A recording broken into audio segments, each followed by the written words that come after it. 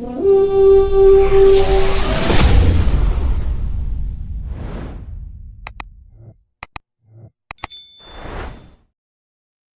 up, Viking fans? And thank you for tuning in to the Skol State of Mind podcast. Now, we're going to dive straight into this video. I'm going to give you my official thoughts on what I think about the Vikings 53-man roster. Now, I dropped a video not too long ago on my 53-man roster projection, and I missed on some things and I got some things right. So let's get into it. Now, let's start off with the quarterbacks. I mean, it's really no surprise here at quarterback. You got JJ McCarthy, Carson Wentz, and Max Brosmer. Now, I didn't go into too much depth on how I really felt about Carson Wentz, but I'm going to paint y'all a scenario. How would you feel if the Vikings started the season with JJ McCarthy, Max Brosmer, and Brett Rippon? Basically, little to none of experience in the NFL, right? So I think bringing Carson Wentz to this quarterback room kind of solidifies it, and it gives you somebody with adequate experience in this league and somebody that had many ups and downs in this league. Because if you remember back in the day, Carson Wentz was projected to be one of the best quarterbacks in the league, and he basically helped his team, the Philadelphia Eagles, before he got hurt, get that good record so they can basically have a home game in the NFC title game. But we ain't going to talk about that. We ain't going to bring up that bad news. All right. So let's talk about the running backs and the fullbacks. I mean, here's something else with no surprise. You got Aaron Jones, Jordan Mason, Xavier Scott, and Ty Chandler. Now, personally, I didn't have Ty Chandler making this roster this year. I put Xavier Scott there, but I think the Vikings are kind of playing with this roster a little bit because we find out that CJ Ham has been placed on injured reserve, designated to return, which means he probably will miss the first couple of weeks of the season. And I think they'll probably really evaluate what they have in Ty Chandler and Xavier Scott once CJ Ham becomes healthy. Now, wide receivers. Initially, this is how the 53-man roster looked. You got Justin Jefferson, Jalen Naylor, Tim Jones, Ty Felton, and Miles Price. Now, we're going to talk about the acquisition of our, fan favorite in a little bit, but we're just going to talk about the initial 53-man right now. All right. Tight ends, no surprise here. Again, you got TJ Hawkinson, Josh Oliver, and Ben Urset. I mean, these three were kind of a lock all the way through in training camp. All right, offensive linemen. And we basically going from left to right. Christian Darrisaw, Donovan Jackson, Ryan Kelly, Will Fries, and Brian O'Neill will be your starters from left to right. All right. Their backups will be Justin Skol, Blake Brandell, Michael Gerbins, Joe Huber, and Walter Rouse. Now, I think I got all this right too. So not too many misses as of right now. So let's keep on going. But let me back it up a little bit. I do have to say this about the offensive line. I'm impressed with what the Vikings have done with their offensive line. And when I'm saying I'm impressed is they took a position group that for the past couple of years has been struggling and has been a weak position groups. And I think as of right now, this Vikings offensive line is one of the strengths of this roster. And I commend them on that. And sometimes you have to go out there and spend money just to fill these holes. You just can't keep getting guys and hoping they pan out. And I'm actually happy that they actually solidified the offensive line, especially when you have a young quarterback starting for the first time in JJ McCarthy. Now let's talk about the defensive line. We got Jonathan Allen, Javon Hargrave, Jalen Redmond, Tyrion Ingram Dawkins, Levi Rodriguez, and Elijah Williams. A guy that I thought would make the team would be what's his name? Messing up my Yeah, the guy that I thought would make the team would have been Taki Taimani. Now I'm not sure if he actually made the practice squad, but we're gonna talk about the practice squad a little bit later. But that was one of my misses because I thought he was gonna make this team. So edge rushers and outside linebackers. We got Jonathan Gennard, Andrew Van Ginkel, Dallas Turner, Bo Richter, and Chaz Chambliss. All right. I was wrong. I didn't predict Chambers to actually make this roster. I had Gabe Murphy there, but we're going to talk about him a little bit later. Inside linebackers. Here we go. Blake Cashman, Ivan Pace, Eric Wilson, Kobe King, and Austin Keys. I didn't have Austin Keys making this roster. I really didn't. I had Kobe King. I only had four, inside linebackers, but as say I wasn't wrong. Okay, here go to safeties. You got Harrison Smith, Josh Metellus, Theo Jackson, and Tyre Thomas. Okay. I didn't have Tyre Thomas making this roster either. I just didn't. Okay. So the cornerbacks, and this is something where you only have four cornerbacks on this roster, and we're going to talk about this. You got Brian Murphy Jr., Isaiah Rogers, Jeff Okuda, and Dwight McLaughlin. I've never seen a team put out a 53-man roster with only four defensive backs. I just don't get it. I don't want to hear the excuse of, well, you got to understand that Josh Metellus kind of plays the nickel sometimes and he plays everywhere. I don't want to hear that because I think this is kind of neglecting this position group. And I feel like they put a lot of heart and soul into making sure the D line and O line was legit. And I kind of think they forgot about the cornerbacks. All right. So it's the special teams. We got Will Rocket, Ryan Rout, Wright, and Andrew DePaulo. I mean, that's basically it. I mean, if you didn't have those guys on the roster, I mean, I don't know what you was looking at. But this is my thing though, right? Like, I really feel like the Vikings got some holes on this roster. But let's talk about Adam Thielen. Now, the Vikings this morning acquired Adam Thielen from the Carolina Panthers, and this has been flying through the news for multiple weeks. I mean, since the offseason, basically. I mean, but I think that things kind of ramped up when Justin Jefferson had that hamstring injury and he wasn't practicing.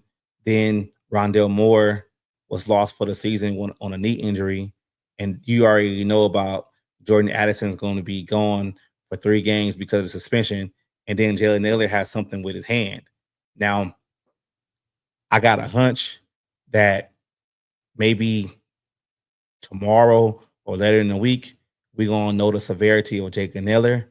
I think they haven't released that to the public because then if they were actually trying to trade for anybody, for multiple teams, they would kind of jack the price up because they knew that how desperate they actually were at receiver. But this is my thoughts on Thielen. Bringing him back helps out this position group. I mean, it gives you somebody that's a professional and a veteran. And I understand Thielen is 35 years old, but he can still run routes and catch the ball. And he's going to be needed in that locker room. He's going to help guys out, especially the young guys on his roster like Ty Felton. I think this really helps out Felton with his development. But we have to be honest as Viking fans. We can't expect the Adam Thielen that used to play here. We can't expect the Adam Thielen of 20, 2017, 2018 Adam Thielen. We can't expect Adam Thielen to go out there and give us 1,100 yards and 10 touchdowns. He's coming to this team as a veteran and as a number 2, number 3 receiver option on this team. And you have to understand that when everybody's healthy, there might not be enough balls for Adam Thielen to actually catch. Because when everybody's healthy, you're going to have Justin Jefferson, Jordan Addison, Adam Thielen, Jalen Naylor. That's just the receiving core. Then you go to the tight ends. You're gonna have T.J. Hawkinson, Josh Oliver, and 2 good running backs that can actually catch the ball with Aaron Jones and Jordan Mason. So there's going to be times where Thielen might not only get maybe 2 or 3 passes a game. And I'm just telling Viking fans right now, don't start crying about that shit because we brought him in for right now because Jalen Neal is hurt, Addison suspended, and we need somebody that actually knows the system and can gauge it real quick and go out there and produce. So don't be surprised if after these first 3 weeks his production starts to slide. All right, don't be surprised with that. But I am happy that they brought him in. Me personally, I say bring somebody else in too. Just you need more bodies in that room. Now, these are my roster concerns, right? So I hinted on that a little bit about the cornerbacks. Like I've never seen that before, where they only bring in like 4 cornerbacks. It's a concern because you need depth at cornerback. You're backpedaling, you're twitching the hips, you're playing against these top-notch receivers game in, game out. The last thing the Vikings need is to get an injury in the cornerback room, and it sets everything back. Like that's something that I'm really concerned about. And if you look at the cornerbacks, right, you got you got Brian Murphy Jr., Isaiah Rodgers, Jeff Okuda, and Dwight McGloughlin. All right, you need at least 3 more guys on this, in that room. I don't know where you're gonna take from. Maybe you drop Ty Chandler, see if you can get him back on the practice squad, something. But I just don't feel comfortable with the Vikings going into the season with only 4 cornerbacks. And just like I said earlier, I don't want to hear that Josh McTellis plays a lot of position shit because we don't have the luxury of having Cam Bynum anymore, where Josh McTellis can play everything else. They're thin in the defensive back room, period. Like I just think this is complete negligence. And I was a little upset, when they got rid of Mekhi Blackman, because this is my thing. I'm like, what are they going to do to replace his roster spot? I don't want them to bring in Stephon Gilmore. He's an aging corner.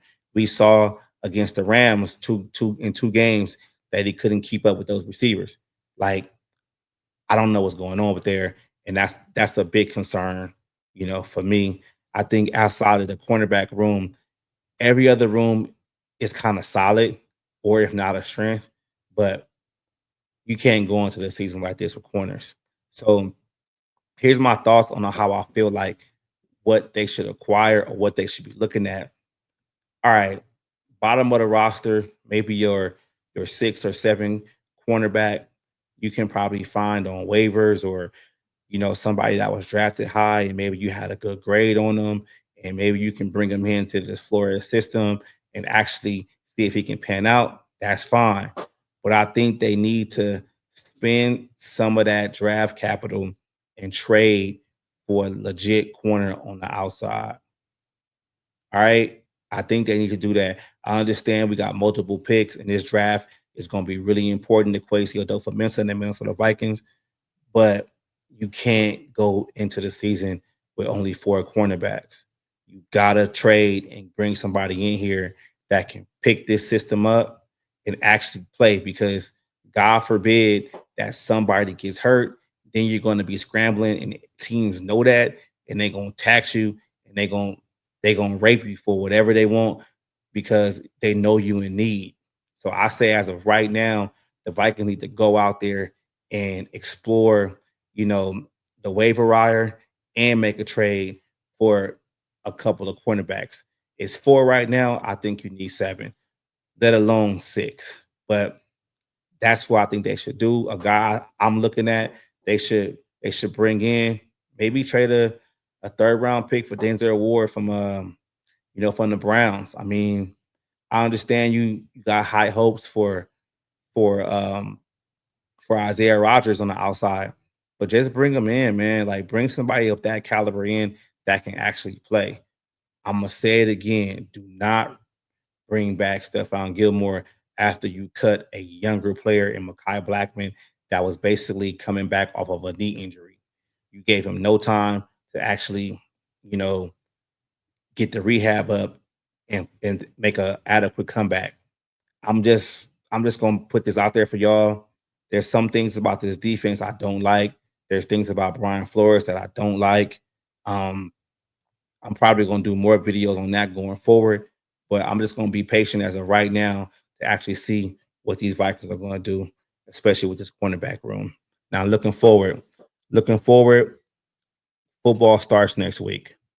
All right. Football starts on Thursday. We got the Monday night game. So I'm letting y'all know right now, I will be doing a couple of crossovers with some Bears fans, and that's going to always be interesting. And also, I am going to put out the videos of you know, the game previews. Also, I think y'all like those a couple of the ones I dropped last year. And I'm gonna just make sure I focus on that.